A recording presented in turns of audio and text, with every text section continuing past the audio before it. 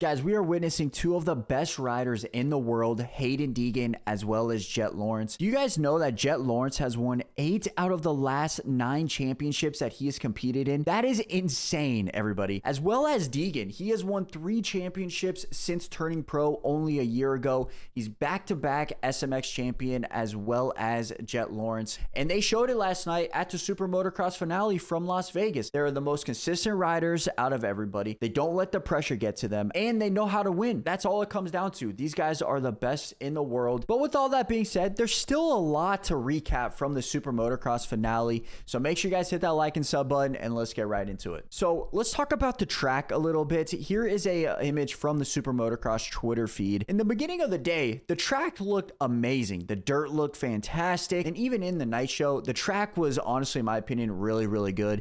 Compared to Texas last week, bro, this track was phenomenal. The only downside, I swear to you guys, there was maybe like 5 passes the entire night. To be fair, Pierce Brown actually made a couple passes on this double right here, which was super exciting. He got into it with Ty Masterpool to take the lead in the second moto, which was awesome for Pierce.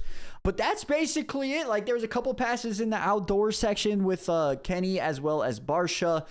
There's a few passes in the main rhythm section right here. Probably the worst track I've ever seen for passing. Like, I was a huge fan of the outdoor section. I really think that brought that motocross feel to it. The layout originally was super freaking sick, but they changed the layout of the track on Friday. It used to have 2 rhythm sections, which I thought was going to be a huge factor. I thought that was going to allow more opportunities for passing over here in this back section. But if you actually look at the new track map, there's only 1 rhythm section and then it went outside of the stadium. So I think that actually played a huge factor for like passing points.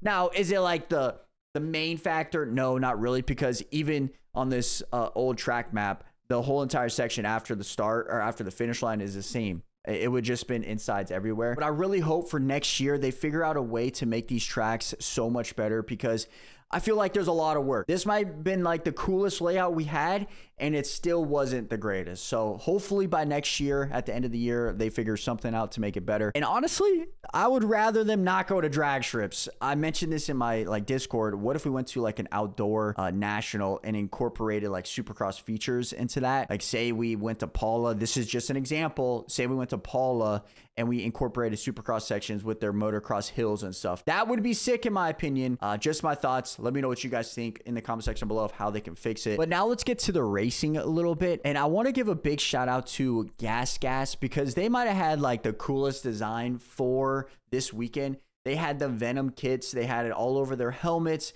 They had it all over the bikes.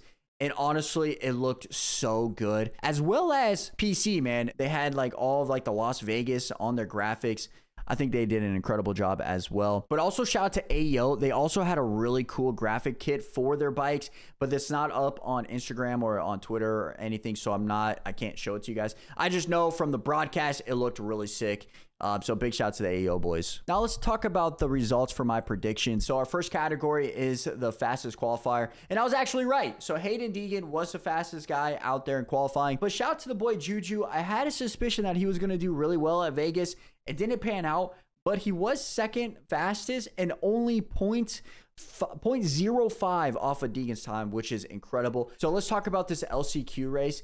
And it actually turned out that every single person in the LCQ was going to make the main event. And that is because Nate Thrasher decided to not race due to an illness. So they took everybody from the LCQ. In my opinion, they should have just done it off of qualifying results. So they could have just taken the top 13 guys that were like already in and place them in the top 13. And then you would just add the LCQ times at the very bottom in order. And then that would be kind of like their gate pick. I don't think it was necessary for these guys to race the LCQ, but that's just honestly my opinion. So for my under and overachievers, I predicted that Tommy V would kind of underachieve at this race. And now in the first race, he did exceptionally well. He got 3rd place overall, which is fine, because even if he went like 3-1, he potentially could have got the overall if Deegan made a mistake. Now for the second moto, things took a turn for the worse. All right. He actually was battling with Ty Masterpool in the first moto and accidentally took him out. All right. Just kind of made a block pass and Ty went down. Just a racing incident, in my opinion. I don't think Ty got upset. Even Tommy V was like, my bad on the podium. He didn't mean to do that. But karma definitely caught up to him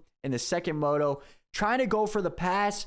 He accidentally hit the rear tire of Masterpool and goes down, and that was it for him. He got up really, really quick, but just couldn't do anything with it. He actually fell back down to 8th place, and he went 3-8 for 5th overall. Like I mentioned in my predictions video, I thought he was going to struggle a little bit, get that 5th and 6th position, and I hit it right on the head. Probably should have gone 3-1, get 2nd overall, made it a little bit closer for Deegan, but racing is racing. Sometimes racing just doesn't go your way, you know? So for my overachievers, I originally picked Jalik Swole, and that was because I was under the impression that he was going to be racing due to him being on the entry list. But on Friday, the news broke out that he was not racing at all due to concussions. He's going to sit out the weekend. So in my description, I mentioned that I'm going to have Pierce Brown as my overachiever because I had him as a top 4 pick for my biggest surprise. Now, he went out and won the fucking race. Who had that? I didn't have that. He went 2-1 for the overall, and that was by far the best race I've ever seen Pierce Brown race. He was phenomenal. Even in that first moto, he was catching Deegan very late in that race. And in moto number 2, was literally right ahead of Deegan, made the pass for the lead, and gapped him. Like, I know Deegan was kind of playing it safe towards the end, but even in that beginning stage, man, where Deegan had an opportunity to get by him, he never did. Pierce Brown rode amazing. Last race on gas because he is going to Star Racing. And yeah, I have big expectations for Pierce Brown under Star Racing. If he can get freaking starts, man, and if he can ride like he did at Las Vegas, he might be a championship contender. That's all I got to say. I'll be rooting for Pierce Brown from here on out because I want to see him do good. So, and he also knows the boy Doc, so I gotta root for him. You know what I mean? I gotta root for him. But going over like the overall results, kind of one thing that stands out for me is Levi Kitchen in 8th place. I don't know what the hell happened here. I don't think I ever saw him on the broadcast. I swear to you, I don't think they ever showed him. He went 6-10 for 8th overall. Guys, that was a championship contender. What the hell happened? If anybody knows, was he sick? Did he have a bike problem? Did he crash? I have no idea. We never saw any of it. So let me know what happened with Levi. It's very frustrating as a fan to see Levi struggle because we all want him to do good. 6'10" is not, in my opinion, not good. I think he needs to be top 3 every single weekend. Now, my podium was chalked. I didn't even get one person right. Like, Pierce got 1st, Deegan got 2nd, Jordan Smith got 3rd. That was the most random podium I've ever seen in my life. But, hey, that's how racing is, man. That's what makes it exciting to watch this 250 class because any given weekend, anybody can win. And we just saw that personally at Las Vegas. So, but now let's talk about the 450s, and I'll talk about the saddest moment of the night for me personally here in a second regarding Chase Sexton. But we got to give it to the boy Jet. As I started this video, he has won 8 out of the last 9 championships that he has competed in.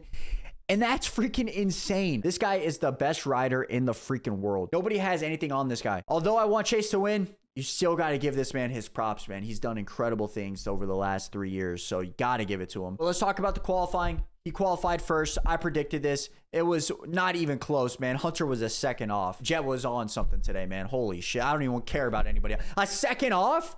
That's it. Bro, I have no words. LCQ race. This one was exciting because I had the boy Dean Wilson and Colt Nichols. Shout out to the boy fucking Jerry Robin. This guy pulled hole shot and led the entire race. I did not expect Jerry to go out there and hole shot and win. But hey, he did it. Got to give him props. Let's talk about the saddest moment of the night. Chase Sexton. I predicted him to win. I thought he was going to get revenge on this winner take all shit. And that was not the case. He didn't even get 30 seconds on the fucking track. So he crashed with Barsha. Barsha landed on him on accident. It was not Barsha's fault. Chase moved over a little bit and basically his like rear tire swing arm landed on the side of his like body onto his hand. And we potentially think it's a broken hand for Chase. And it's just so devastating because I want Chase to win so bad. I've been rooting for him all year. And I'm not going to stop rooting for the guy because that's my favorite rider right now. And I hope he comes back with some sort of motivation to just destroy everybody next year. But those winner take all moments, man, I don't want to ever see Chase in one again. He has the worst luck in those scenarios. And hopefully he can kind of figure it out. Put it in the comment section too, like what you guys thought about this. Like, were you guys expecting him to go out in the first corner? I think a lot of you guys expected him not to win, which I totally understand. But were you guys expecting this?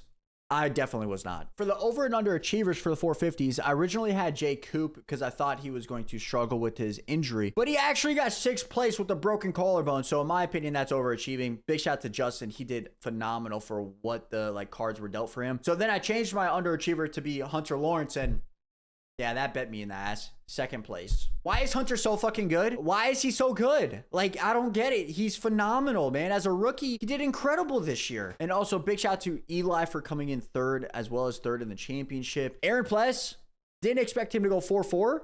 I thought maybe he would be like that 6th, 7th spot due to his shoulder injury. Rode incredible. Big shout out to Aaron. Cooper Webb, 6-5 on the night. He also rode pretty good. I didn't really see Cooper that much on the broadcast. You saw Aaron a little bit more because he was battling with Tomac early in that 2nd moto.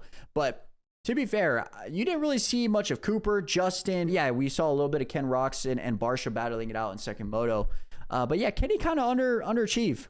I had him overachieving. That didn't happen. He definitely underachieved.